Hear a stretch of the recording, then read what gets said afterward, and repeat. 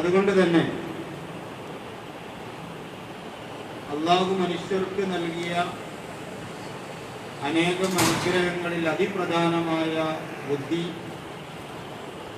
മനുഷ്യന്റെ ആത്യന്തിക വിജയത്തിന് ഉപയോഗപ്പെടുത്തേണ്ടതിൻ്റെ അനിവാര്യതയാണ് വിശുദ്ധ ഖുർആൻ സൂചിപ്പിക്കുന്നത്. ഇത് പറയാനുള്ള കാരണം മതത്തിൽ ബുദ്ധി ഉപയോഗിക്കാൻ പാടില്ല എന്നും യുക്തിക്ക് നിരക്കാത്തത് ഒക്കെ തള്ളിക്കളയുന്നവരാണ് ചില ആളുകളെന്നും പലവിധത്തിലുള്ള വിമർശനങ്ങൾ നിലനിൽക്കുകയാണ്.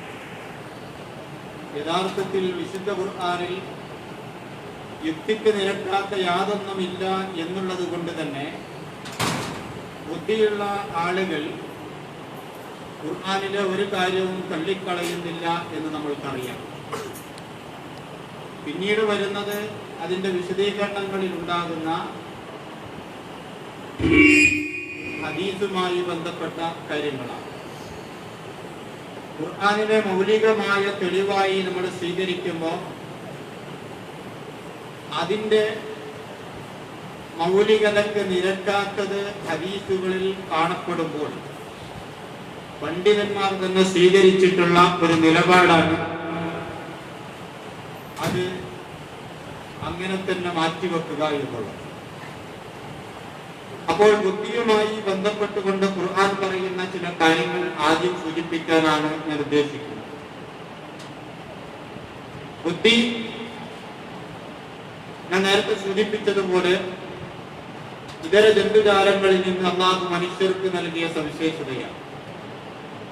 ഖുർആനിൽ ബുദ്ധിയും ചിന്തയുമായി ബന്ധപ്പെട്ടുകൊണ്ട് 70-ലധികം സ്ഥലങ്ങളിൽ പരാമർശങ്ങളുണ്ട്.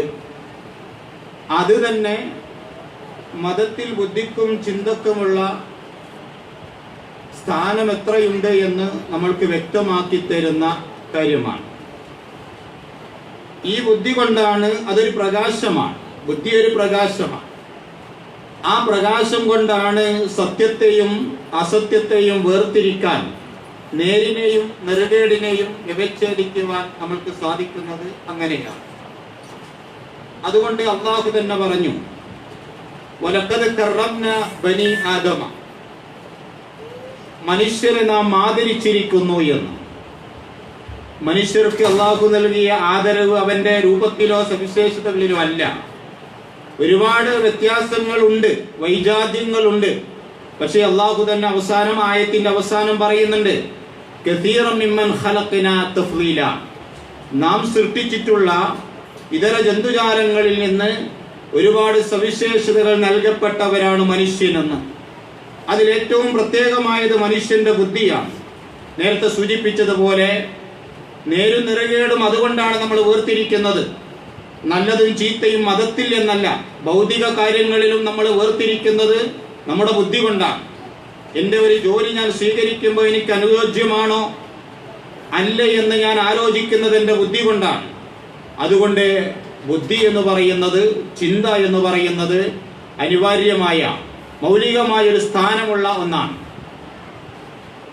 ആ സ്ഥാനം എത്ര എന്ന് മനസ്സിലാക്കി മതത്തിന്റെ കാര്യങ്ങളെ ഖുർആൻ ചിന്തിക്കുവാൻ വേണ്ടി ആവശ്യപ്പെടുകയാണ്. ഇസ്ലാമിൽ 5 കാര്യങ്ങളുണ്ട് നിർബന്ധമായും സംരക്ഷിക്കപ്പെടേണ്ടതായി പണ്ഡിതന്മാർ ഖുർആനിന്റെ അടിസ്ഥാനത്തിൽ വിശദീകരിച്ച കാര്യങ്ങൾ. അൽ-ലറൂറാത്തുൽ ഖംസ എന്നാണ് അത് അറിയപ്പെടുന്നത്. ആ 5 കാര്യങ്ങളിൽ ഒന്ന് മനുഷ്യന്റെ ബുദ്ധിയാണ്. ഹിമായത്തുൽ അഖൽ, ബുദ്ധി സംരക്ഷിക്കപ്പെടണമെന്നുള്ളത് ഒരു മനുഷ്യന്റെ നിർഭയമായ ജീവിതത്തിന് ഇഹപര നന്മക്കുമായി 5 കാര്യങ്ങൾ സംരക്ഷിക്കപ്പെടേണ്ട കൂട്ടത്തിൽ ഒന്നാണ് മനുഷ്യബുദ്ധി എന്ന് പണ്ഡിതന്മാർ വിശദീകരിക്കുന്നു. അതുകൊണ്ട് ബുദ്ധി വികാസത്തിനാവശ്യമായിട്ടുള്ള കാര്യങ്ങൾ ഖുർആൻ നിർദ്ദേശിച്ചു. വായന ബുദ്ധിയെ മാറ്റിമറിക്കും, ചിന്തകൾ ബുദ്ധിയെ ഉദ്ദീപിപ്പിക്കും, ഗവേഷണങ്ങളും നിരീക്ഷണങ്ങളും ബുദ്ധിയെ വളർത്തുമെന്നുള്ളത് നമുക്കറിയുന്ന കാര്യമാണ്. അതുകൊണ്ട് ഇതിനെയെല്ലാം വിശുദ്ധ ഖുർആൻ പ്രോത്സാഹിപ്പിക്കുകയാണ്. അതിന്റെ മറുവശം ബുദ്ധിയെ നഷ്ടപ്പെടുത്തുന്ന, കുഴപ്പത്തിലാക്കുന്ന സകലമാന കാര്യങ്ങളെയും ഖുർആൻ വിരോധിക്കുകയും ചെയ്യുന്നു. കള്ള് അല്ലെങ്കിൽ മദ്യം മനുഷ്യന്റെ ബുദ്ധിയെ മറക്കുന്നതാണ്. മനുഷ്യന്റെ ചിന്തയെ നശിപ്പിക്കുന്നതാണ്, അവന്റെ കുടുംബത്തെയും അവന്റെ സാമൂഹ്യ ജീവിതത്തെയും അധപ്പതനത്തിലേക്ക് നയിക്കുന്നതാണ്. അതുകൊണ്ട് അള്ളാഹു മനുഷ്യരോട് പറഞ്ഞു, ഇന്നമൽ ഖംറു വൽ മൈസിറു വൽ അൻസാബു വൽ അസ്ലാം റിജ്സും മിൻ അമലി ശൈത്താൻ. അത് പൈശാചികമാണ്. മദ്യപാനവും ചൂതാട്ടവും അതുപോലെയുള്ള കാര്യങ്ങളൊക്കെ അത് പൈശാചികമാണെന്ന് മാത്രമല്ല, ഫജ്തനിബൂഹു, നിങ്ങൾ അവയിൽ നിന്ന് അകന്നു നിൽക്കണം, ലഅല്ലക്കും തുഫ്ലിഹൂൻ, എന്നാൽ നിങ്ങൾക്ക് വിജയിക്കാം. ഇഹപര വിജയത്തിന് ആവശ്യമായ ഒരു കാര്യമായിട്ടാണ്. എന്തുകൊണ്ട് മദ്യം നിരോധിച്ചു എന്ന് ചോദിച്ചാൽ അത് മനുഷ്യന്റെ ബുദ്ധിക്ക് മറയിടുന്നു എന്നുള്ളത് കൊണ്ടാണ്. ഖമറ എന്ന് പറഞ്ഞാൽ മറയിട്ടു എന്നാണ്. മനുഷ്യ ബുദ്ധിക്ക് മറയിടുന്നത് കൊണ്ട് ഇസ്ലാം അത് നിരോധിച്ചു. അപ്പോൾ ഖുർആൻ മനുഷ്യന്റെ ബുദ്ധിയോടാണ് സംസാരിക്കുന്നത്. അനേകം ആയത്തുകളിൽ അത് സൂചിപ്പിക്കുന്നു, ലഅല്ലക്കും തഖിലൂൻ, നിങ്ങൾ ചിന്തിക്കുന്നില്ലേ. ലിഖൗമി യതഫക്കറൂൻ, ചിന്തിക്കുന്ന ആളുകൾക്ക് വേണ്ടിയാണ്. ലിഖൗമി യഫ്ഖഹൂൻ, വളരെ ഉറ്റാലോചിക്കുന്ന ഗ്രഹിക്കുന്ന ആളുകൾക്ക് വേണ്ടി. ഇങ്ങനെ വ്യത്യസ്ത കാര്യങ്ങൾ ആയത്തിൽ അള്ളാഹു നമ്മളെ പഠിപ്പിക്കുകയാണ്. ചിന്തയെ ഉദ്ദീപിപ്പിക്കുവാനും ബുദ്ധിക്കും ചിന്തക്കും മതത്തിലുള്ള സ്ഥാനങ്ങളെ വളരെ വ്യക്തമായി ചൂണ്ടിക്കാണിക്കുകയും ചെയ്യുന്ന നൂറുകണക്കിന് ആയത്തുകൾ വിശുദ്ധ ഖുർആനിലുണ്ട്. അതുകൊണ്ട് തന്നെയാണ് ഖുർആൻ ഒരിക്കലും അന്ധവിശ്വാസങ്ങളെയും അനാചാരങ്ങളെയും അന്ധമായ അനുകരണങ്ങളെയും ഒരിക്കലും പ്രോത്സാഹിപ്പിക്കുന്നില്ല എന്ന് മാത്രമല്ല, അംഗീകരിക്കുന്ന പോലുമില്ല. അതുകൊണ്ട് സ്വതന്ത്രമായ ചിന്തക്ക് മനുഷ്യന്റെ മുമ്പിൽ ഈ സത്യാസത്യ വിവേചനത്തെ വെച്ച് കാട്ടിക്കൊണ്ട് അള്ളാഹു പറഞ്ഞു, ഫബശ്ശിർ ഇബാദില്ലദീന യസ്തമിഊനൽ ഖൗല വയത്തബിഊന അഹ്സന ഉലൈകല്ലദീന ഹദാഹുമുല്ലാഹ് ഫഉലൈക ഹുമുൽ മുഫ്ലിഹൂൻ. അല്ലാഹു പറയാം, വഉലൈക ഹും ഉലുൽ അൽബാബ്. അതിന്റെ അവസാനം ഫബശ്ശിർ ഇബാദില്ലദീന യസ്തമിഊനൽ ഖൗല, നബിയെ വാക്കുകളെല്ലാം ശ്രദ്ധിച്ചു കേൾക്കുന്ന ആളുകൾക്ക് സന്തോഷ വാർത്ത അറിയിക്കുക. എല്ലാം കേൾക്കണം, ഇത് കേൾക്കരുത്, അതിന് പോകരുത്, അതിന് സമീപിക്കരുത് എന്നല്ല ഖുർആൻ പറയുന്നത്. ഖുർആനിന് യാതൊരു ഭയവുമില്ല. അതെല്ലാം കേട്ടുകൊണ്ട് മനുഷ്യൻ എന്ത് ചെയ്യണം? ഫയത്തബിഊന അഹ്സന, അവന്റെ ഈ വിശേഷ ബുദ്ധി കൊണ്ട് അവൻ ചിന്തിക്കണം. ഈ കേട്ടതിൽ ഏതാണ് ന്യായത്തോട് അടുപ്പമുള്ളത്, ഏതാണ് സത്യത്തോട് യോജിക്കുന്നത്. അങ്ങനെ അവൻ കേട്ട് അള്ളാഹു പറയാ, ഫയത്തബിഊന അഹ്സന, ഏറ്റവും നല്ലതിനെ അവൻ പിന്തുടരട്ടെ. അങ്ങനെയുള്ള ആളുകൾ ഉലൈകല്ലദീന ഹദാഹുമുല്ലാഹ്, അവർക്കാണ് അള്ളാഹു സന്മാർഗം നൽകിയിട്ടുള്ളത്. വഉലൈക ഉലുൽ അൽബാബ്, അവർ തന്നെയാണ് ബുദ്ധിയുള്ള ആളുകൾ. നിങ്ങൾ നോക്കൂ, പണ്ട് കാലങ്ങളിൽ നമ്മുടെ സ്റ്റേജുകളിലൊക്കെ നമ്മൾ മറ്റുള്ളവർ കോതി കേൾപ്പിച്ചായത്താണ്. ഒന്നും ഭയപ്പെടേണ്ടതില്ല, ചിന്തിക്കുവാൻ ആവശ്യപ്പെട്ടുകൊണ്ടായിരുന്നു നമ്മൾ അവരോട് സംസാരിച്ചിരുന്നത്. കാരണം ഇസ്ലാം സ്വീകരിക്കുക ബുദ്ധിയുള്ളവരെ സ്വീകരിക്കുകയുള്ളൂ, ബുദ്ധിയുള്ളവരെ ഇസ്ലാം സ്വീകരിക്കുകയുള്ളൂ.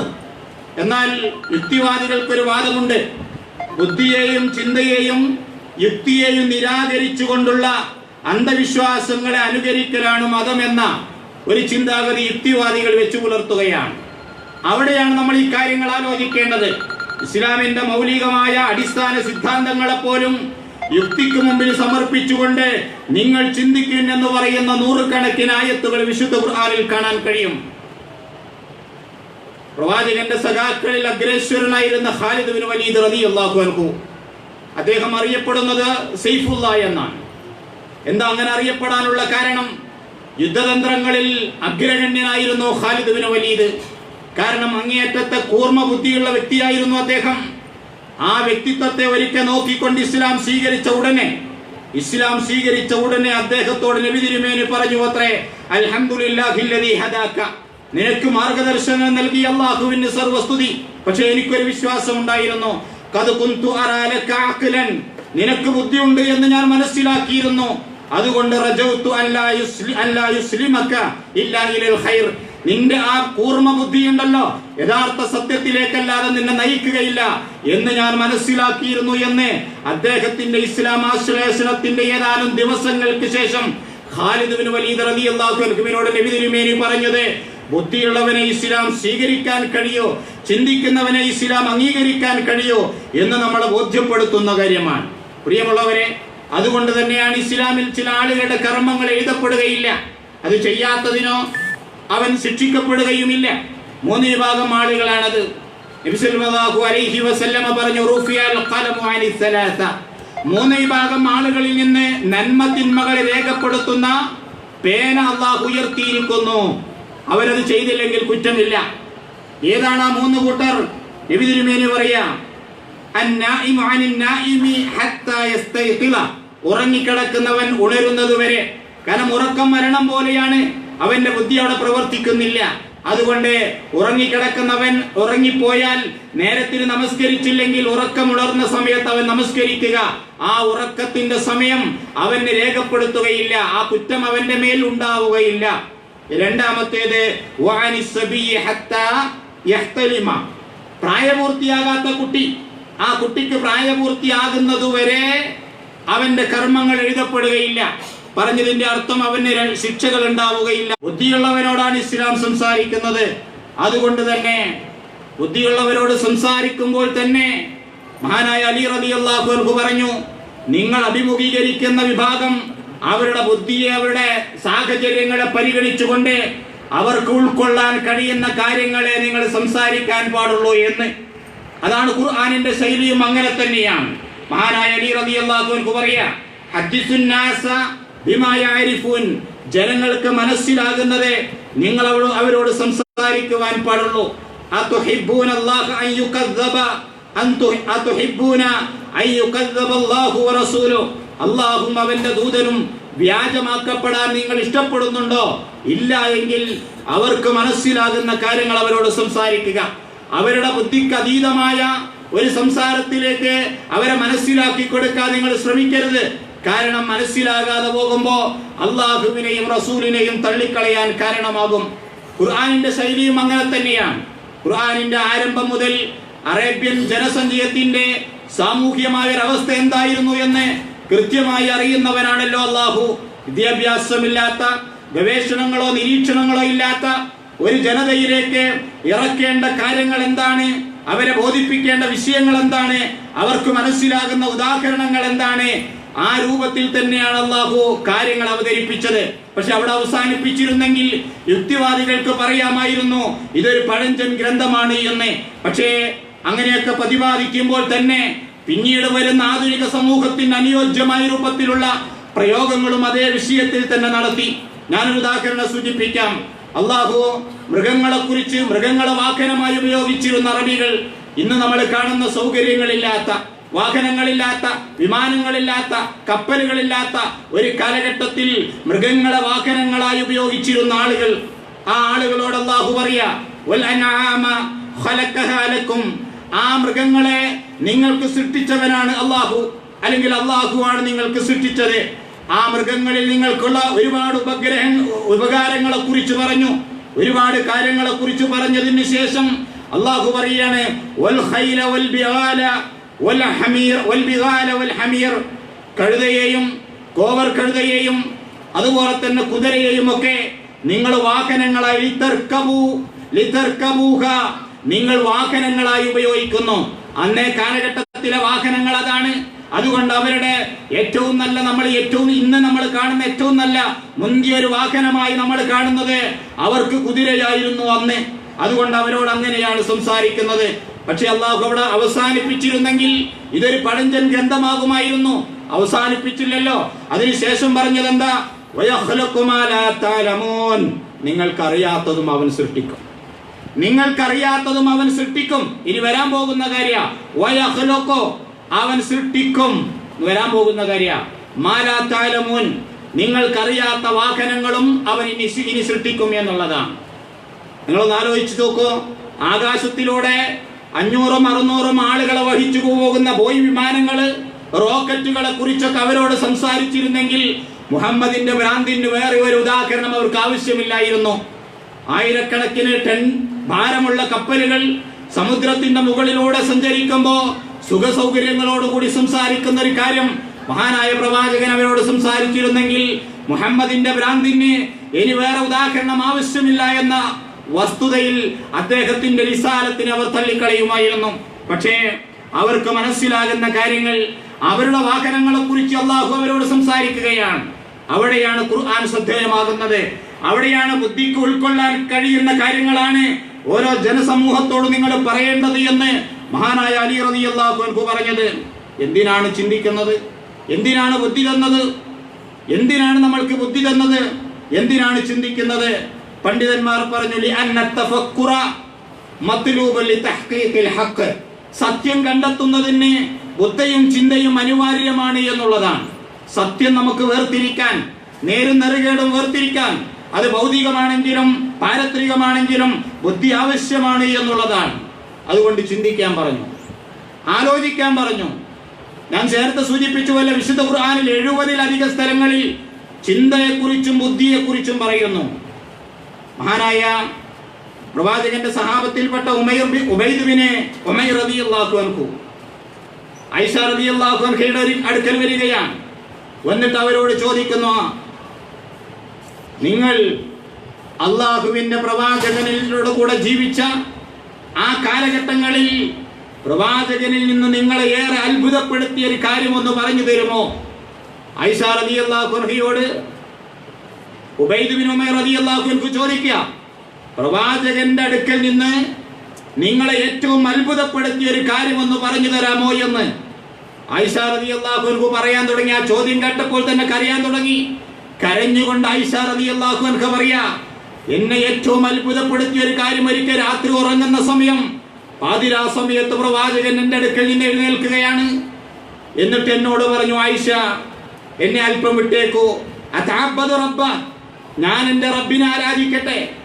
ആയിഷ റളിയല്ലാഹു അൻഹ പ്രവാചകനോട് പറഞ്ഞു അത്രേ, അള്ളാഹുവിന്റെ ദൂതരെ, നിങ്ങൾ എന്റെ കൂടെ കിടക്കുന്നത് തന്നെയാണ് എനിക്കിഷ്ടം, പക്ഷേ നിങ്ങൾക്ക് എന്താണോ ഇഷ്ടം അതും എനിക്കിഷ്ടമാണ്.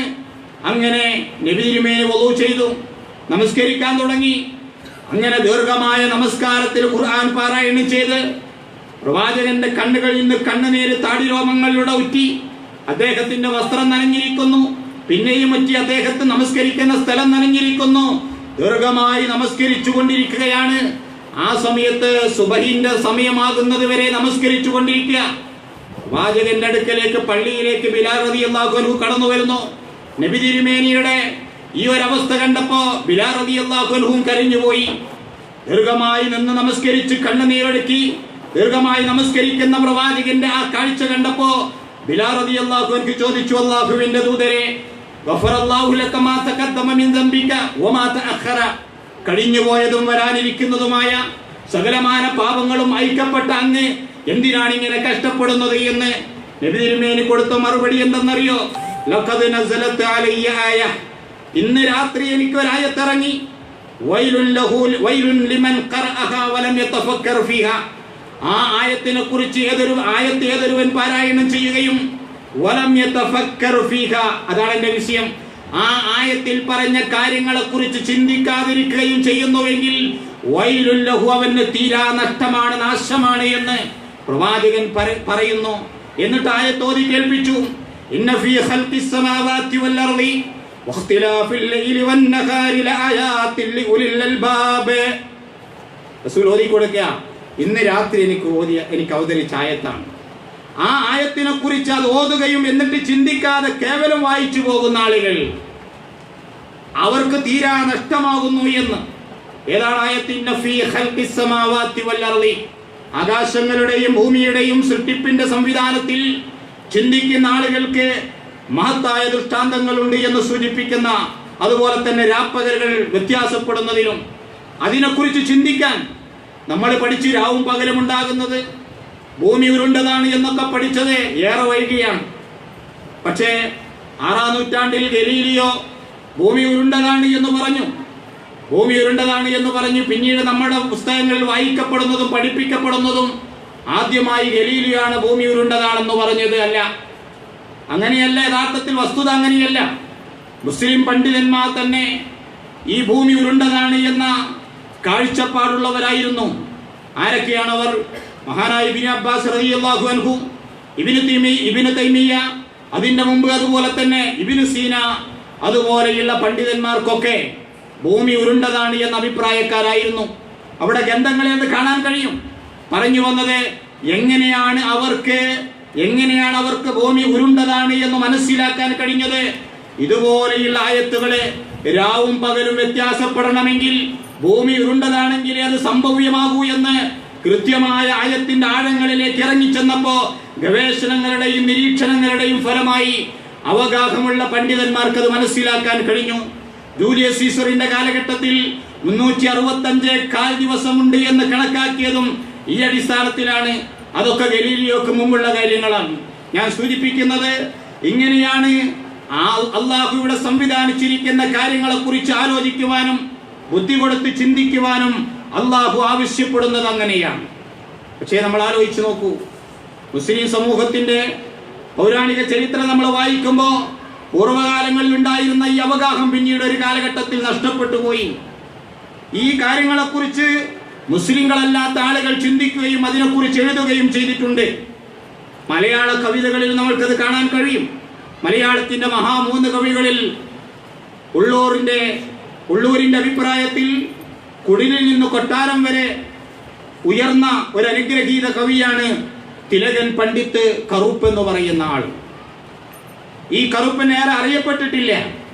പക്ഷേ മലയാളത്തിന്റെ മഹാകവികളിൽ അഗ്രേശ്വരനായിരുന്ന ഉള്ളൂർ എസ് പരമേശ്വര അയ്യർ അദ്ദേഹം പറയുന്നത്, ചെറിയ പാവപ്പെട്ട ഒരു ജീവിതത്തിൽ നിന്ന്, കവിതയുടെ ജീവിതത്തിൽ നിന്ന് വലിയ മനോഹരമായ കൊട്ടാരം വരെ കവിതയുടെ രൂപത്തിൽ ഉയർന്ന വ്യക്തിയാണ് കറുപ്പൻ എന്ന്.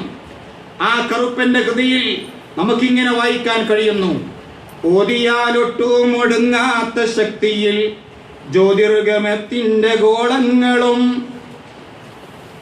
മാറ്റിത്തമില്ലാതെ തെന്മണ്ഡലങ്ങളിൽ ചുറ്റിച്ചുഴലം തിരിഞ്ഞിടുന്നു. കീഴിലായി പച്ചച്ചെടി നിര തിങ്ങുമി തോഴിയും കൺകുളിരേകിടുന്നു. ആളുകൾക്കെപ്പോഴും അത്ഭുതവും നൽകി മോളിൽ ആകാശമുല്ലസിപ്പോ. എല്ലാറ്റിനെയും ഭരിക്കുന്ന സൃഷ്ടാവ മെല്ലാ കനിവും കഴിവുമുള്ളോൻ. ഇത് അദ്ദേഹത്തിന്റെ അള്ളാഹു ഇവിടെ സൃഷ്ടിച്ച് സംവിധാനിച്ചു വെച്ച മഹത്തായ അനുഗ്രഹങ്ങളെ, മഹത്തായ സംവിധാനങ്ങളെ ഉൾക്കൊണ്ടുകൊണ്ട് അദ്ദേഹം രചിച്ച കവിതയാണ്.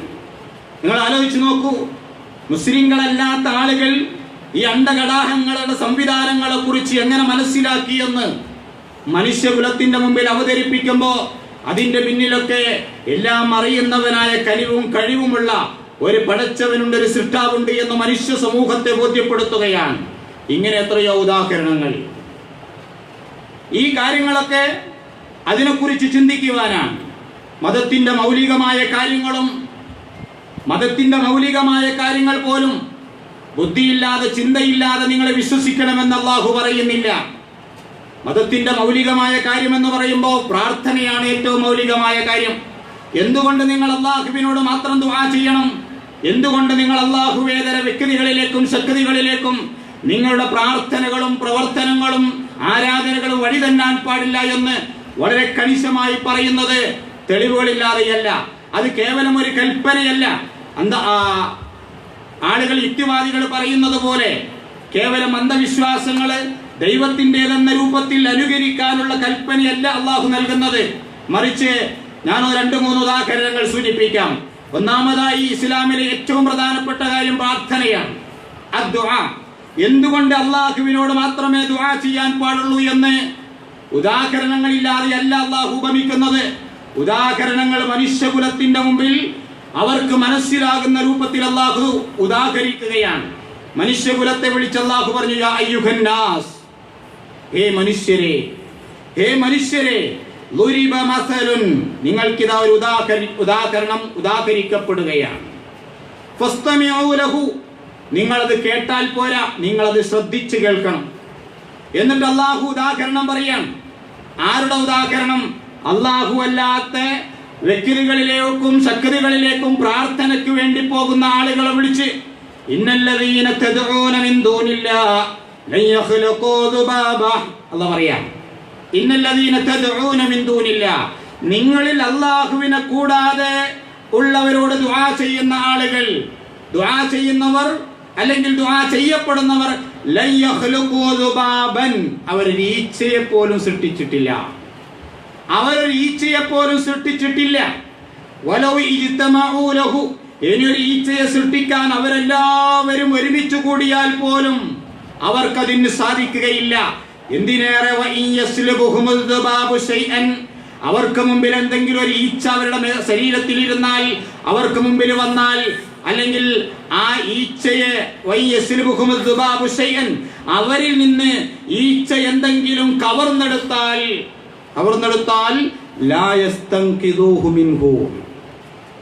ആ ഈച്ചയിൽ നിന്ന് അതിനെ തിരിച്ചു പിടിക്കാൻ പോലും അവർക്ക് കഴിയില്ല. നിങ്ങളൊരു മക്ബറയിൽ പോയി ദുആ ചെയ്യുമ്പോൾ ആ മക്ബറയുടെ സമീപത്ത് നിന്നൊരു ഈച്ച എന്തെങ്കിലും കഴിക്കുകയാണെങ്കിൽ, എടുത്തു കൊണ്ടുപോവുകയാണെങ്കിൽ ആ ഈച്ചയിൽ നിന്ന് തിരികെ വാങ്ങാൻ പോലും അവർക്ക് കഴിയില്ല. അള്ളാഹു പറയാ, ചോദിക്കുന്നവനും ചോദിക്കപ്പെടുന്നവനും ദുർബലർ തന്നെ. ഇതൊരു ഉദാഹരണമാണ്.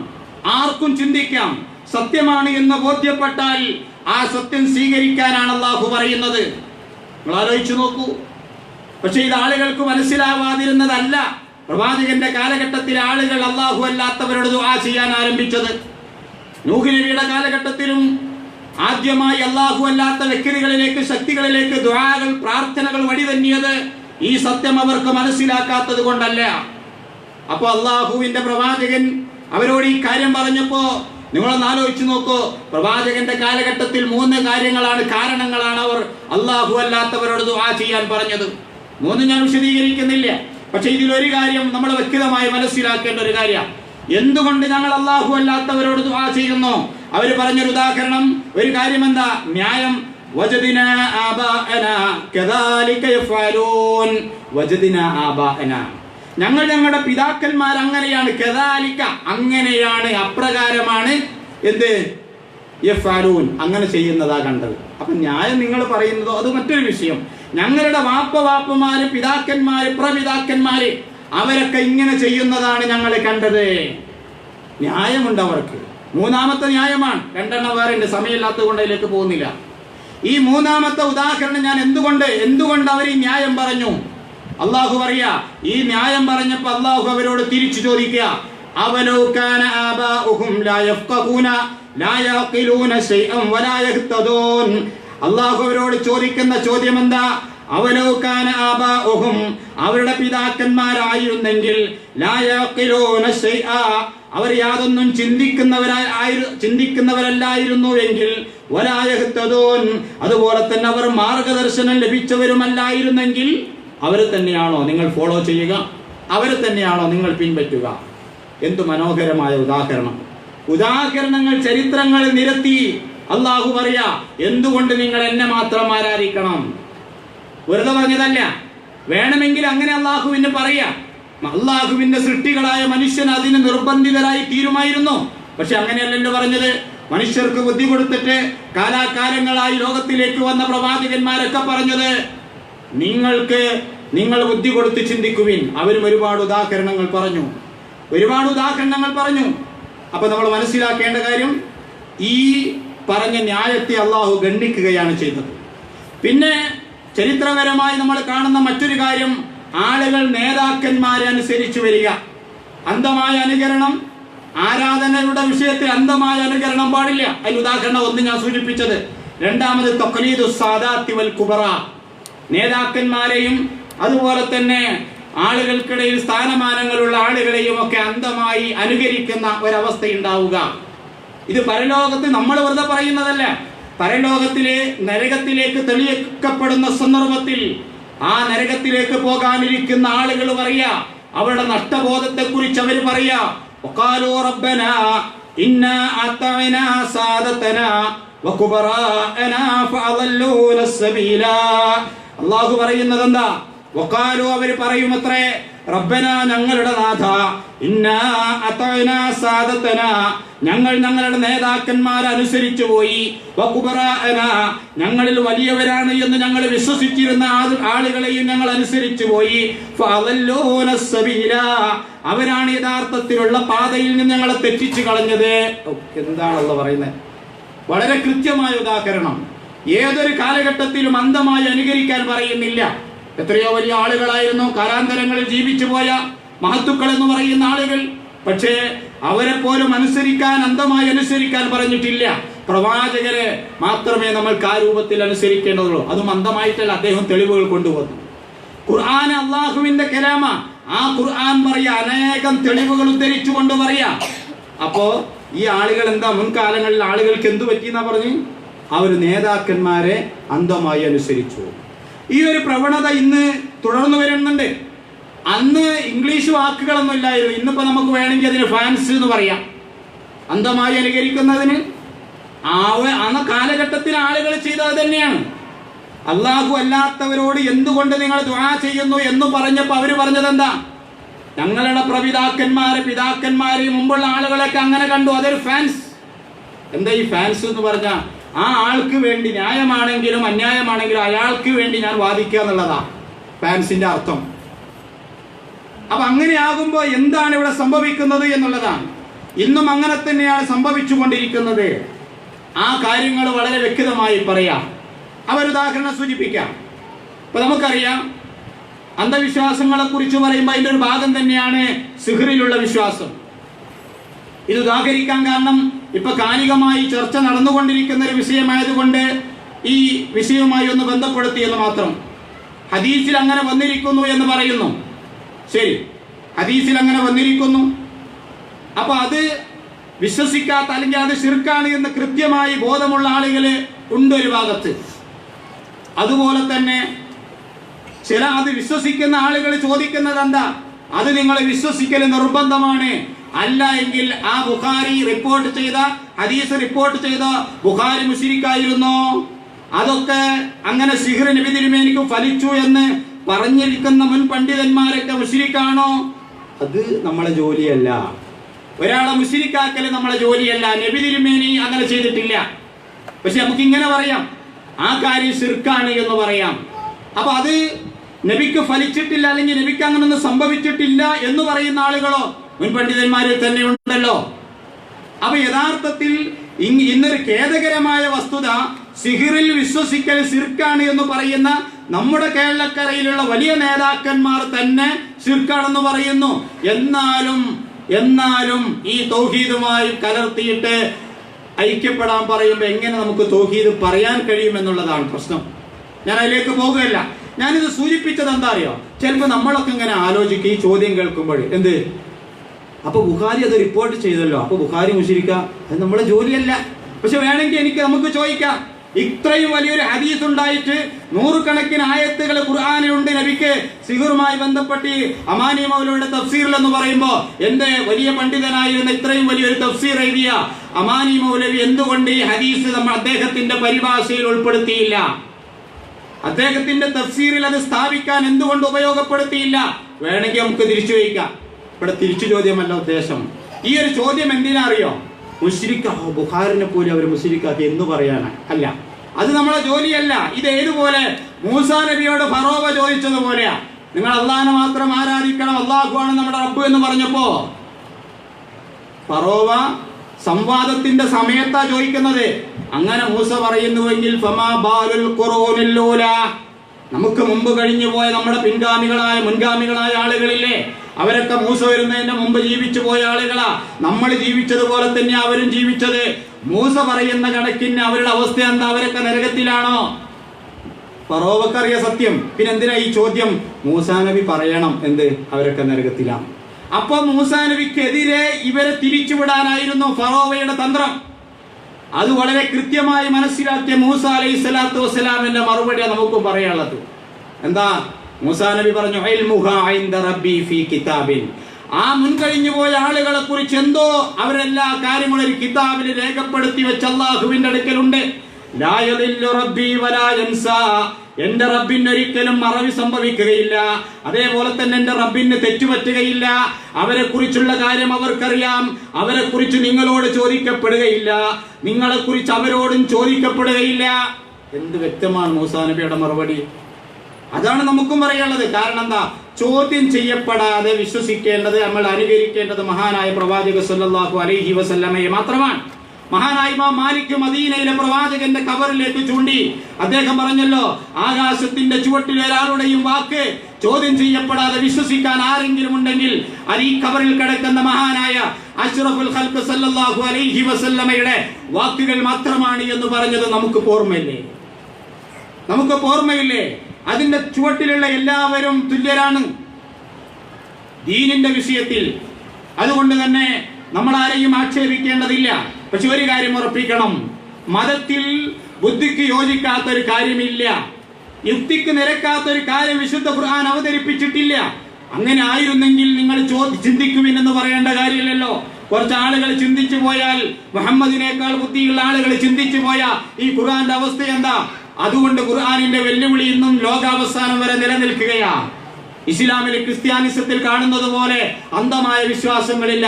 ക്രിസ്ത്യാനിസം എന്ന് ഞാൻ പറയാനുള്ള കാരണമല്ല, ക്രിസ്തു അല്ലെങ്കിൽ ക്രിസ്ത്യാനികളുടെ ക്രിസ്തു വിശ്വാസത്തിന്റെ മൗലികമായ ഒരു വിഷയം, ഒരു കഥയുണ്ട്. അവർ ത്രിയേകത്വത്തിൽ വിശ്വസിക്കുന്നതാണ്. അവരുടെ വിശ്വാസവുമായി ബന്ധപ്പെട്ടുകൊണ്ട് ഖുർആൻ എടുത്തു പറഞ്ഞൊരു കാര്യം ട്രീറ്റിയാണ്, അഥവാ ത്രിയേകത്വത്തിലുള്ള വിശ്വാസമാണ്. ത്രിയേകത്വം ഒരു സങ്കല്പമാണ്. ത്രിയേകത്വ സങ്കല്പത്തിലുള്ള വിശ്വാസം എന്നാണ്. അതൊരു സങ്കല്പമാണ്, യാഥാർത്ഥ്യമല്ല. പക്ഷെ ഒരു കാര്യം ഉറപ്പാ, ഒരാൾ ക്രിസ്ത്യാനിയാകുന്നുവെങ്കിൽ ത്രിയേകത്വത്തിൽ വിശ്വസിച്ചു കൊള്ളണം. അപ്പോൾ ഒരാൾ ചോദിക്കും, എങ്ങനെയാണ് ത്രിയേകത്വം? പിതാവും പുത്രനും പരിശുദ്ധാത്മാവും കൂടെ ചേർന്നാൽ ഒരു ഏകദൈവം എങ്ങനെ ഉണ്ടാകുമെന്ന് ചോദിച്ചാൽ അത് ചോദിക്കാൻ പാടില്ല. അതിനെന്താ ചോദിക്കാൻ പാടില്ലെന്ന് പറയാനുള്ള കാരണം എന്താ? അതിനൊരു കഥയുണ്ട്. എന്താ കഥ? എന്താണ് ഈ ത്രിയേകത്വ സങ്കല്പത്തിന്റെ യാഥാർത്ഥ്യം എന്താ എന്ന് അന്വേഷിച്ചുകൊണ്ട് ഒരാൾ യാത്ര പോയി. കുറെ ദൂരം യാത്ര പോയി, കുന്നുകളും മലകളും കാടുകളും താണ്ടി അവസാനം യാത്ര ചെയ്ത അയാൾ ഒരു സമുദ്രത്തിന്റെ തീരത്തെത്തിയത്രേ. സമുദ്രത്തിന്റെ തീരത്തെത്തിയപ്പോ അയാൾ എന്താ അന്വേഷിക്കുന്നത്? ത്രിയേകത്വ സങ്കല്പത്തിന്റെ യാഥാർത്ഥ്യം എന്താണെന്നാണ് അന്വേഷിച്ചു പോകുന്നത്. കിട്ടാതെ വന്ന അവസാനം ഒരു സമുദ്ര തീരത്തെത്തിയപ്പോ ആ സമുദ്രത്തിന്റെ കരയിൽ ഒരു ചെറിയ കുട്ടി ഒരു കുഴി ഉണ്ടാക്കുകയാണ്. അവിടെ ഇരുന്ന് കുഴി ഉണ്ടാക്കുന്നു. ആ കുട്ടിയുടെ പിന്നിലൂടെ ചെന്നിട്ട് ഇയാൾ ചോദിച്ചു അത്ര, അല്ല കുട്ടി, എന്താ നീ ചെയ്യുന്നത് ഈ കരയിൽ, ഈ മണലിൽ എന്താ ചെയ്യുന്നത്? ആ കുഞ്ഞു പറഞ്ഞു, ഈ സമുദ്രത്തിലെ മുഴുവൻ വെള്ളവും ഞാൻ ഈ കുഴിയിൽ നിറക്കുക.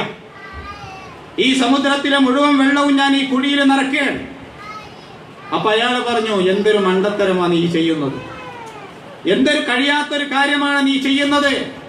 ആ കുട്ടി തലയുയർത്തി അയാൾ പറഞ്ഞു അത്രേ, നിങ്ങൾ അന്വേഷിച്ചു കൊണ്ടിരിക്കുന്ന ത്രിയേകത്വത്തിന്റെ യാഥാർത്ഥ്യം എന്ത്, അത് കണ്ടെത്തലും ഇതിനേക്കാൾ അസംഭവ്യമാണ്.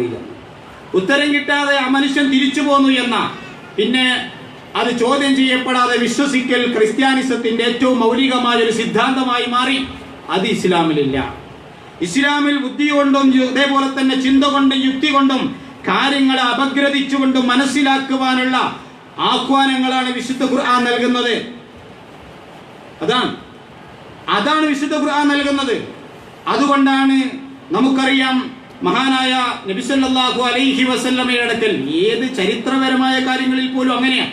നബി തിരുമേനിയുടെ അടുക്കൽ നജ്റാനിലെ ക്രിസ്ത്യാനികൾ വന്നു. മദീനയിൽ നബി തിരുമേനി ഇരിക്കുന്ന സമയം നജ്റാനിൽ നിന്ന് ക്രൈസ്തവരായ ആളുകൾ പ്രവാചകനെ കാണാൻ വന്നു. അങ്ങനെ മദീനയിലുള്ള യഹൂദികളും ഈ വന്ന ക്രൈസ്തവരും തമ്മിൽ നബി തിരുമേനിയുടെ സദസ്സിൽ ഒരു ചർച്ചയുണ്ടായി, തർക്കമുണ്ടായി. എന്താ തർക്കം? യഹൂദികൾ പറഞ്ഞു, ഞങ്ങൾ അബ്രഹാമിന്റെ ആളുകളാ. ക്രൈസ്തവർ പറഞ്ഞു, നിങ്ങളല്ല, ഞങ്ങളാണ് അബ്രഹാമിന്റെ ആളുകള്. അപ്പൊ അള്ളാഹു എന്ത് ചെയ്യാ? ആയത്തിറക്കാൻ. എന്താ തർക്കത്തിന്റെ പരിഹാരം? എന്താ ആലോചിച്ചു നോക്കൂ നിങ്ങള്. ഖുർആൻ ആയത്തിറക്കിയ അഹ്ലൽ കിതാബ്, വേദക്കാരെ, ലിമ തുഹാജ്ജൂന ഫീ ഇബ്രാഹീമ, എന്തിനാണ് നിങ്ങൾ ഇബ്രാഹിമിന്റെ കാര്യത്തിൽ എന്തിനാ നിങ്ങൾ ഇങ്ങനെ തർക്കിക്കുന്നത്? എന്തിനാ? എന്തേ? വമാ ഉൻസിലത്തി തൗറാത്തു വൽ ഇൻജീലു ഇല്ലാ മിൻ ബഅദിഹി, ഈ തൗറാത്തും ഇൻജീലൊക്കെ ഇബ്രാഹിമിന് ശേഷം അവതരിച്ചതല്ലേ, അബ്രഹാമിന്റെ ശേഷം ഉണ്ടായതല്ലേ ഈ തൗറാത്തും അതേപോലെ തന്നെ ഇൻജീലും ഒക്കെ. അത് ആലോചിച്ചാൽ പിന്നെ നിങ്ങൾക്ക് രണ്ടു കൂട്ടർക്കും അവകാശപ്പെടാനില്ലല്ലോ. അഫലാ തഅഖിലൂൻ, നിങ്ങൾ ചിന്തിക്കുന്നില്ലേ? അള്ളാഹുവിന്റെ ചോദ്യം നോക്കൂ നിങ്ങൾ. വേണമെങ്കിൽ അള്ളാഹുവിന്റെ വിധി പറഞ്ഞാൽ മതി, പ്രവാചകന്റെ വിധി പറഞ്ഞാൽ മതി. അങ്ങനെയല്ലല്ലോ പറഞ്ഞത്. ഈ കാര്യങ്ങളൊന്ന് പിന്നിലേക്ക് ആലോചിച്ചാൽ പോലും നിങ്ങൾക്ക് മനസ്സിലാകുന്ന കാര്യമല്ലേ. ഒന്ന് ചെറുതായി ഒന്ന് ആലോചിച്ചാൽ പോരെ, അല്പം ചിന്തിച്ചാൽ മനസ്സിലാകുന്ന ധാരാളം കാര്യങ്ങളിലും ഇന്ന് ആളുകൾ തർക്കിച്ചുകൊണ്ടിരിക്കുക. അതിൽ വിശ്വസിച്ചേ മതിയാകൂ? ഇല്ല, അങ്ങനെ ഒന്നില്ല. അതാണ് ഞാൻ ഈ സിഹറിന്റെ വിഷയത്തിൽ പറഞ്ഞത്. ഒന്ന് ചിന്തിച്ചാൽ മനസ്സിലാകുന്ന കാര്യമുള്ളത്. പിന്നെന്തിനാണ് ഇങ്ങനെ ആശങ്കപ്പെടേണ്ട ഒരു കാര്യമില്ല. അപ്പൊ ഇങ്ങനെയുള്ള ഒരുപാട് ചിന്തകളിലേക്ക് മനുഷ്യനെ ആഹ്വാനം ചെയ്യുന്ന ആയത്തുകളാണ് വിശുദ്ധ ഖുർആനിന്റേത്. തെളിവുകളെ കൊണ്ട് നിറഞ്ഞൊരു വേദഗ്രന്ഥമാണ് ഖുർആൻ. ഞാൻ പറഞ്ഞുവല്ലോ, ഒന്നും അത് അന്ധമായി വിശ്വസിക്കാനോ അന്ധമായി അനുകരിക്കാനോ നിർദ്ദേശിക്കുന്നില്ല. ബുദ്ധയുടെ ചിന്തയുടെ അങ്ങേ ആഴങ്ങളിലേക്ക് ചെന്നുകൊണ്ടാണ് അള്ളാഹു മനുഷ്യരോട് അള്ളാഹുവിന്റെ തന്നെ അസ്തിത്വത്തെ കുറിച്ച് പറഞ്ഞത്. അള്ളാഹു ഉണ്ട് എന്ന് അള്ളാഹു തന്നെ സ്ഥാപിക്കുന്നത് എങ്ങനെയാ? പ്രവാചകനിലൂടെ പറയാൻ പറഞ്ഞതല്ല അള്ളാഹു ഉണ്ട് എന്നവർ വിശ്വസിക്കണമെന്നല്ല, അങ്ങനെയല്ല. അള്ളാഹു പറഞ്ഞത് എന്താ അറിയോ? അം ഖുലിഖൂ മിൻ ഗൈരി ശൈഇൻ അം ഹുമുൽ ഖാലിഖൂൻ അം ഖലഖുസ് സമാവാതി വൽ അർള ബൽ ലാ യുഖിനൂൻ. എന്താ ആയത്തിന്റെ അർത്ഥം? സൂറത്ത് തൂറിൽ അല്ലാഹു പറയാ, അള്ളാഹു ഈ ചോദ്യം ചോദിക്കുന്ന എന്തിനാ? അള്ളാഹു ഉണ്ട് എന്ന് മനുഷ്യരെ കൊണ്ട് അംഗീകരിപ്പിക്കുവാൻ. അം ഖുലിഖൂ മിൻ ഗൈരി ശൈഇൻ, അവർ ശൂന്യതയിൽ നിന്ന് സൃഷ്ടിക്കപ്പെട്ടവരാണോ? അം ഹുമുൽ ഖാലിഖൂൻ, അല്ല ഇവിടെ കാണുന്നതൊക്കെ അവരാണോ സൃഷ്ടിച്ചത്? എന്തൊരു ചോദ്യം മനുഷ്യരോട്. നിങ്ങൾ ശൂന്യതയിൽ നിന്ന് സൃഷ്ടിക്കപ്പെട്ടതാണോ? അല്ല, ഇനി ഇവിടെയുള്ളതൊക്കെ നിങ്ങളാണോ സൃഷ്ടിച്ചത്? അം ഖലഖുസ് സമാവാതി വൽ അർള ബൽ ലാ യുഖിനൂൻ, ഭൂമിയെയും ആകാശങ്ങളെയും ഒക്കെ നിങ്ങളാണോ സൃഷ്ടിച്ചത്? എന്ത് മനോഹരമായ ചോദ്യം. അത് നമ്മളൊന്ന് ചിന്തിച്ചാൽ മതി. അപ്പൊ മനസ്സിലാകും ശൂന്യതയിൽ നിന്ന് ശൂന്യതയല്ലാതെ ഉണ്ടാവുകയില്ല. എന്തിനെങ്കിലും സൃഷ്ടിക്കണമെങ്കിൽ, ഒരു മൊട്ടുസൂചിയെ പോലും സൃഷ്ടിക്കണമെങ്കിൽ അതിന്റെ പിന്നിൽ ഒരു സൃഷ്ടാവുണ്ടാകുമെന്ന വ്യക്തമായ സത്യത്തിലേക്ക് മനുഷ്യന്റെ ചിന്തയെ കൊണ്ടുപോകുന്ന അനിതരമായ ഒരു ഉദാഹരണമായിട്ടാണ് ഖുർആൻ ഈ ആയത്തിനെ വിശേഷിപ്പിക്കുന്നത്. ഇവിടെ നമ്മൾ മനസ്സിലാക്കേണ്ട ഒരു കാര്യം, അത് പിന്നീട് ശാസ്ത്രീയമായും തെളിയിക്കപ്പെട്ട ഒരു കാര്യമാണ്. ഞാൻ നേരത്തെ സൂചിപ്പിച്ചുവല്ലോ, അള്ളാഹുവിലുള്ള ഒരു സൃഷ്ടാവിലുള്ള വിശ്വാസം യുക്തിവാദികള് അതല്ലെങ്കിൽ നിർമ്മതവാദികള് പറയും പോലെ വാദിക്കും പോലെ അതൊരു അന്ധവിശ്വാസമല്ല. ആധുനിക പാഠശാലകളിൽ, ആധുനിക ലബോറട്ടറികളിൽ വളരെ പരീക്ഷണങ്ങൾക്ക് വരെ, നിരീക്ഷണങ്ങൾക്ക് വരെ കാരണമായ ഒരു വിഷയമാണ് അള്ളാഹുവിന്റെ ഈ സൃഷ്ടിപ്പുമായി ബന്ധപ്പെട്ട കാര്യം. ഞാനീ പറഞ്ഞ ആയത്ത് ശൂന്യതയിൽ നിന്ന് ഒന്നും സൃഷ്ടിക്കാൻ സാധിക്കുകയില്ല, ശൂന്യതയിൽ നിന്ന് ആർക്കൊന്നും സൃഷ്ടിക്കാൻ സാധിക്കുകയില്ല. അപ്പോൾ ഏതൊരു മുട്ടുസൂചിയുടെ സൃഷ്ടാവ്, അതിന്റെ പിന്നിൽ ഒരു സൃഷ്ടാവ് ഉണ്ടാകും. നമ്മളെ ശൂന്യതയിൽ നിന്ന് സൃഷ്ടിക്കപ്പെട്ടു എന്ന് വിശ്വസിക്കാൻ കഴിയില്ല. കാരണം ശൂന്യതയിൽ നിന്ന് ശൂന്യതയല്ലാതെ ഉണ്ടാവുകയില്ല. വർഷങ്ങൾക്ക് മുമ്പ് സോവിയറ്റ് റഷ്യ വിഭജിക്കപ്പെടുന്നതിന്റെ മുമ്പ് സോവിയറ്റ് ഗവൺമെന്റ് അവിടുത്തെ ഏറ്റവും വലിയ രസതന്ത്ര ശാസ്ത്രജ്ഞനായിരുന്ന ഓർബാരിൻ എന്ന ശാസ്ത്രജ്ഞനോട് ഒരു കാര്യത്തിൽ തന്റെ ശ്രദ്ധ കേന്ദ്രീകരിക്കുവാൻ വേണ്ടി നിർദ്ദേശിക്കുകയുണ്ടായി. ആ കാലഘട്ടത്തിലെ ഏറ്റവും വലിയ രസതന്ത്ര ശാസ്ത്രജ്ഞനാണ് ഓർബാരിൻ. ഓർബാരിനോട് സോവിയറ്റ് ഗവൺമെന്റ് പറയാ, ലബോറട്ടറിയിൽ വെച്ച് എങ്ങനെ ജീവനെ ഉണ്ടാക്കിയെടുക്കാൻ കഴിയുമെന്ന് പരീക്ഷണം നടത്താൻ. എല്ലാ നിരീക്ഷണങ്ങളിൽ നിന്നും മാറി താങ്കളും കുറെ അനുയായികളും ഈ വിഷയത്തിൽ ഗവേഷണം നടത്താൻ ഒരു അറബി പുസ്തകത്തിൽ വായിച്ചൊരു കാര്യമാണ്. അങ്ങനെ എന്ത് ചെയ്തു? അയാൾ അതിന് തയ്യാറായി. എത്ര കാലം പരീക്ഷണം നടത്തി എന്നറിയോ? 37 വർഷം പരീക്ഷണം നടത്തി. എന്തിന്? ലബോറട്ടറികളിൽ എങ്ങനെ ഒരു ജീവൻ ഉണ്ടാക്കിയെടുക്കാൻ കഴിയുമെന്ന്. 37 വർഷത്തെ ദീർഘമായ നിരീക്ഷണങ്ങൾക്കും അഗാധമായ പരീക്ഷണങ്ങൾക്കും ശേഷം അദ്ദേഹത്തിന്റെ ഗവേഷണ ഫലം ഇങ്ങനെ പുറത്തു വന്നു. ഇന്നൽ ഇൽമൽ കീമിയാഇ ആജിസുൻ മിൻ ഈജാദിൽ ഹയാത്തി ഫിൽ മഖ്ബർ എന്ന് പറഞ്ഞാൽ ലബോറട്ടറികളിൽ ജീവനെ ഉണ്ടാക്കിയെടുക്കുക എന്നുള്ളതിൽ ശാസ്ത്രം പരാജയപ്പെട്ടിരിക്കുകയാകുന്നു, അശക്തമാകുന്നു എന്ന്. വഇന്നൽ ഹയാത ലാ യുംകിനു അൻ തബ്ദഅ മിനൽ അദം, ജീവൻ എന്നുള്ളത് ശൂന്യതയിൽ നിന്ന് ശൂന്യതയിൽ അതുണ്ടാകാൻ സാധ്യതയില്ല. മനുഷ്യൻ, ശാസ്ത്രം എന്ന് പറയുന്നത് അത് മനുഷ്യന്റെ അനുഭവങ്ങളും ഗവേഷണങ്ങളുമാണ്. അതുകൊണ്ട് തന്നെ ഈ ലബോറട്ടറികളിൽ ജീവൻ ഉണ്ടാക്കിയെടുക്കുക എന്നുള്ളതിൽ ശാസ്ത്രത്തിന് സാധിക്കുന്ന ഒരു കാര്യമല്ല അത് എന്ന് 37 വർഷത്തെ ദീർഘമായ ഗവേഷണത്തിന്റെ പര്യവസാനം അതായിരുന്നു എന്നുള്ളതാണ്. അവിടെയാണ് അള്ളാഹു ഈ പറഞ്ഞ ആയത്തെ നമ്മളെ ബോധ്യപ്പെടുത്തുന്നത്. ചിന്തയിലേക്ക് മനുഷ്യനെ കൊണ്ടുപോവുകയാണ്. ശൂന്യതയിൽ നിന്ന് യാതൊന്നും സൃഷ്ടിക്കാൻ സാധ്യമല്ലെന്നവരെ പഠിപ്പിക്കുന്നു.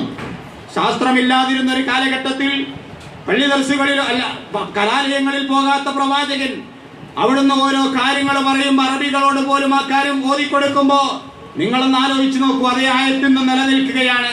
എത്രയോ ഉദാഹരണങ്ങളുണ്ട്. വിശുദ്ധ ഖുർആൻ ഒരു അധ്യായത്തിൽ ഒമിനായാത്തി എന്ന് തുടരെ പറയുന്ന, അവന്റെ ദൃഷ്ടാന്തങ്ങളിൽ പെട്ടതാണ് എന്ന് തുടരെ പറയുന്ന ഒരുപാട് കാര്യങ്ങളുണ്ട്. എന്തു പറഞ്ഞാൽ ആ ദൃഷ്ടാന്തങ്ങളെ ചിന്തിച്ചാൽ മനസ്സിലാകുന്ന കാര്യം. ഒരു ഉദാഹരണം പറയാം. വെള്ളം നമ്മൾ നിത്യേന ഉപയോഗിക്കുന്ന ഒരു കാര്യമാണ്.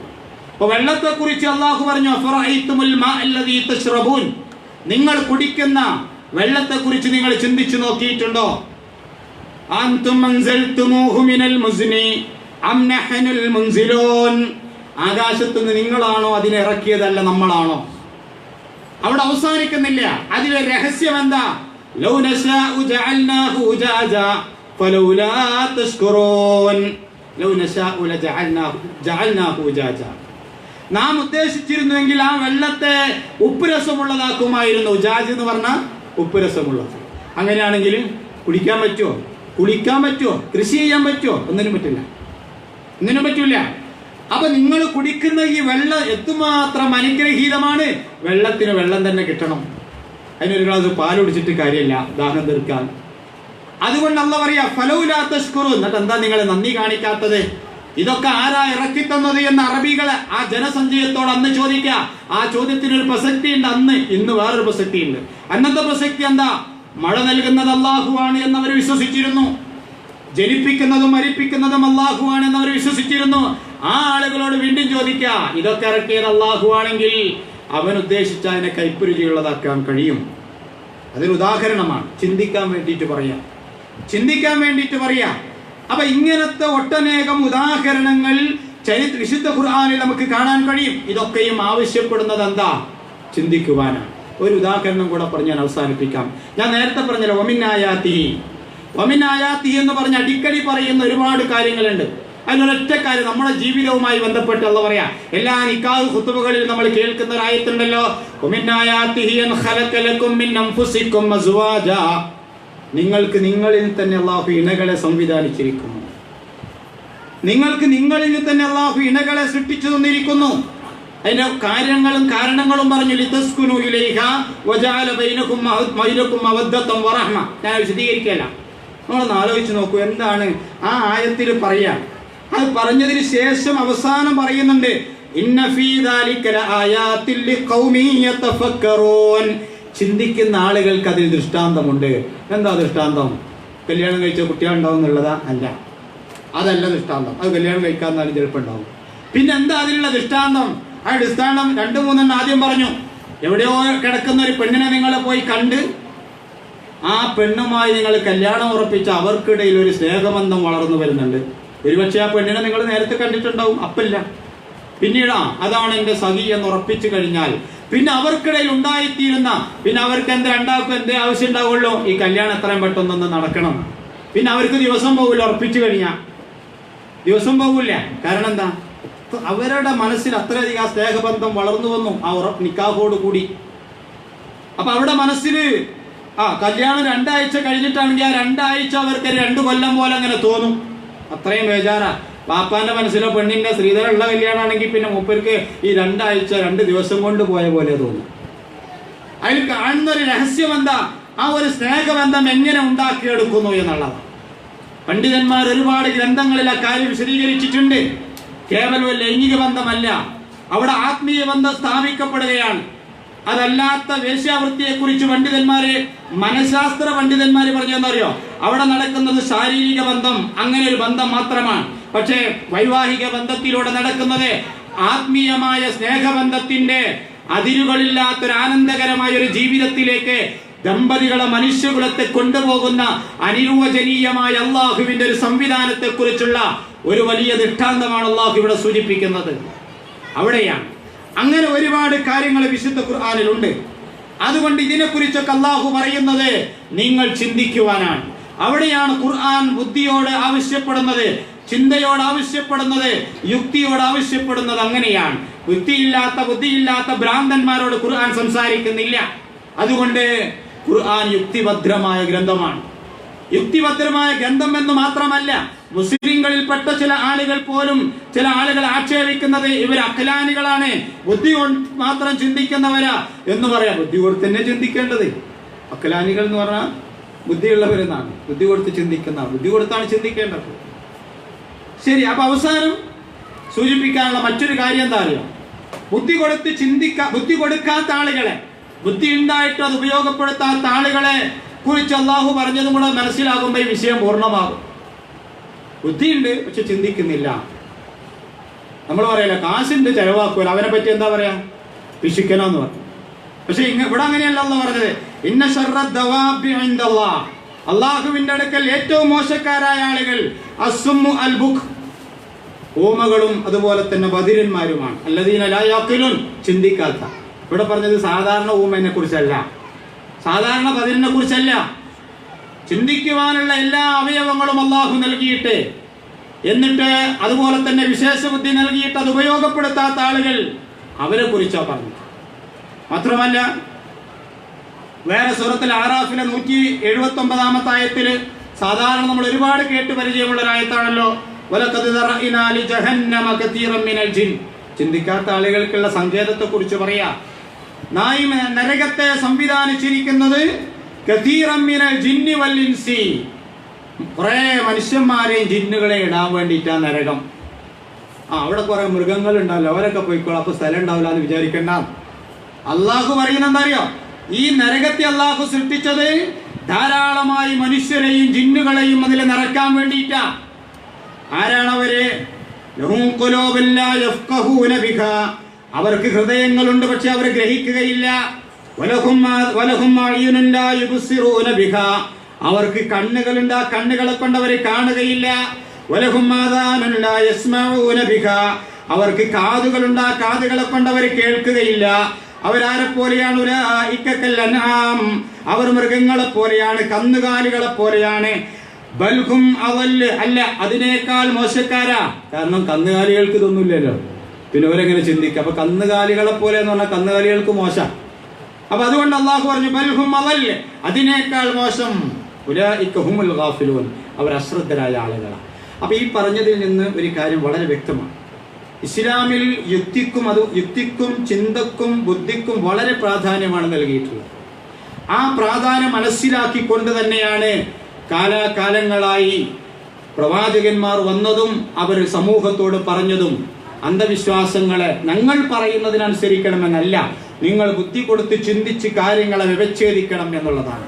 അപ്പൊ അതുകൊണ്ട് തന്നെ വിശുദ്ധ ഖുർആനും അത് തന്നെയാണ് പറയുന്നത്. അടിക്കടി ആവർത്തിക്കുന്നുണ്ട്, നിങ്ങൾ ചിന്തിക്കുന്നില്ലേ, നിങ്ങൾ ആലോചിക്കുന്നില്ലേ എന്നൊക്കെ. ഇതൊക്കെ വെറുതെ ചോദിക്കുന്നതല്ല, ചിന്തിക്കാൻ വേണ്ടിയിട്ടാ, ആലോചിക്കാൻ വേണ്ടിയിട്ടാ. ആലോചിച്ചിട്ട് എങ്ങനെയെങ്കിലും ഉണ്ടായിക്കോട്ടെ എന്ന് പറയാനും അല്ല, അത് കൂടെ മനസ്സിലാക്കണല്ലോ. ചില ആളുകൾ പറയും അതൊക്കെ അവരങ്ങനെ കൈകാര്യം ചെയ്തോട്ടെ. അങ്ങനെയല്ല. ബുദ്ധി തന്ന എല്ലാവർക്കും ഉത്തരവാദിത്തമുണ്ട് സത്യത്തെ പിൻപറ്റുവാൻ. അത് കേവലം ഏതെങ്കിലും ആളുകളുടെ പിന്നെ ഒരു ബാധ്യതയല്ല.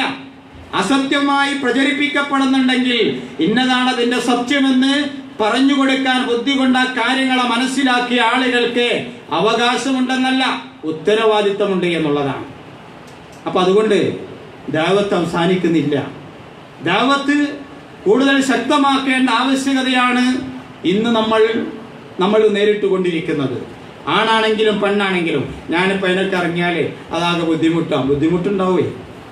നമുക്കാരും പരവതാനം വിരിച്ചു തരില്ല, അതിലങ്ങനെ സുഖമായിട്ട് പോവാൻ. അത് പ്രയാസങ്ങളുള്ളതാ. ഈ പ്രയാസങ്ങളൊന്നും സഹിക്കാതെ നിങ്ങൾ വെറുതെ അങ്ങ് സ്വർഗത്തിൽ പോകുമെന്ന് നിങ്ങൾ വിചാരിക്കുന്നുണ്ടോ? ആണാണെങ്കിലും പെണ്ണാണെങ്കിലും. ഞാൻ അതിനൊന്നുമില്ല, ഇന്നെ ഏൽപ്പിച്ച ഉത്തരവാദിത്തം എനിക്ക് കുറച്ച് ബുദ്ധിമുട്ടാ. കാരണം എന്താ, അതങ്ങനെ വിഷമേ. നബി തിരുമേനി ആക്ഷേപമേറ്റില്ലേ, നബി തിരുമേനിക്ക് പ്രയാസങ്ങൾ ഉണ്ടായില്ലേ, നബി തിരുമേനിക്ക് എന്തൊക്കെ ബുദ്ധിമുട്ടുകൾ ഉണ്ടായി.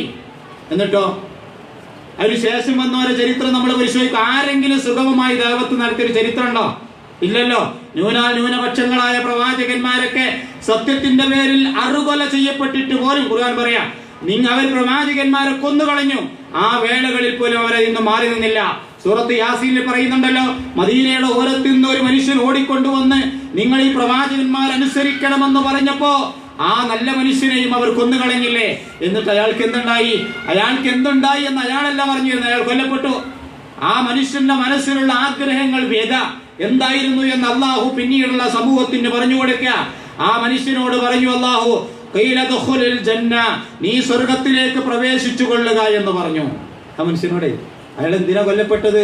ഈ സത്യം, ഇത് നിങ്ങൾ ആ പ്രവാചകന്മാരെ പിൻപറ്റുവിൻ എന്ന് ആ സത്യവിശ്വാസം സ്വീകരിക്കാനുള്ള ഈ മനുഷ്യർ അത് അംഗീകരിക്കണം എന്നുള്ള അതിയായ വാഞ്ച കൊണ്ട് അയാൾ ഓടിക്കൊണ്ടുവന്ന് പറയാ. ഖുർആൻ പറഞ്ഞില്ലേ, മദീനത്തിന്റെ അങ്ങേ അറ്റത്ത് നിന്ന് ഒരു പട്ടണം, ഈ മദീനയല്ല, ഓടിക്കൊണ്ടുവന്ന അയാൾ പറഞ്ഞു അത്തബിഉൽ മുർസലീൻ, നിങ്ങൾ പ്രവാചകന്മാരെ പിൻപറ്റുക. അപ്പോൾ അയാൾ കൊന്നപ്പോൾ അയാൾ അള്ളാഹു എന്ത് ചെയ്തു? ഖീല ദുഖൂലിൽ ജന്ന, സ്വർഗത്തിലേക്ക് അയാളോട് പോകാൻ പറഞ്ഞു. സ്വർഗത്തിലേക്ക് പോകുമ്പോൾ അയാളുടെ മനസ്സിലുള്ള ആഗ്രഹം അല്ലാഹ് പറഞ്ഞു തരിക. ആ മനുഷ്യന്റെ മനസ്സിൽ എന്താ ആഗ്രഹം ഉണ്ടായിരുന്നത്? അള്ളാഹുവേ, എന്റെ സമുദായം അറിഞ്ഞിരുന്നെങ്കിൽ, എന്നെ ഈ കൊല ചെയ്ത ആളുകൾ അറിഞ്ഞിരുന്നെങ്കിൽ,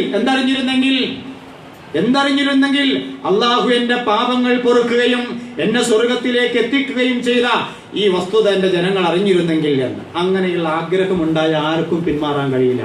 അതുകൊണ്ട് ഞാൻ അവസാനിപ്പിക്കാം. അപ്പൊ അതൊരു ബാധ്യതയായി നമ്മൾ മനസ്സിലാക്കുക. അള്ളാഹു എല്ലാ കാര്യങ്ങളും വളരെ വ്യക്തമായി ചിന്തിച്ചുകൊണ്ട് അള്ളാഹു ഖുർആനിൽ സൂചിപ്പിച്ചതുപോലെ എന്നിട്ട് ഏറ്റവും നല്ലതിന് ഏതാണ് ഏറ്റവും തെളിവുകളുള്ളത്, വ്യക്തികളെയോ ആളുകളെയോ സംഘടനയോ നോക്കിയിട്ടല്ല, ആ സത്യത്തെ സ്വീകരിക്കാനുള്ള സന്മനസ്സും തൗഫീഖും അള്ളാഹു നമ്മൾക്ക് ഏവർക്കും പ്രദാനം ചെയ്യുമാറാവട്ടെ. പരലോകത്ത് നിന്ദിക്കപ്പെടുന്ന ആളുകളിൽ നിന്ന് അള്ളാഹു നമ്മളെ രക്ഷപ്പെടുത്തുകയും സത്യത്തിന്റെ യഥാർത്ഥ അവകാശികളായി അള്ളാഹു മാറ്റപ്പെടുന്ന ആ ചെറിയ കൂട്ടത്തിൽ അള്ളാഹു നമ്മളെയും ഉൾപ്പെടുത്തുമാറാവട്ടെ. അല്ലാഹുമ്മ റബ്ബനാ ആതിനാ ഫിദ്ദുനിയ ഹസന വഫിൽ ആഖിറതി ഹസനത വഖിനാ അദാബന്നാർ വസല്ലല്ലാഹു അലാ നബിയിനാ മുഹമ്മദ് വഅലാ ആലിഹി വസഹ്ബിഹി അജ്മഈൻ. അസ്സലാമു അലൈക്കും.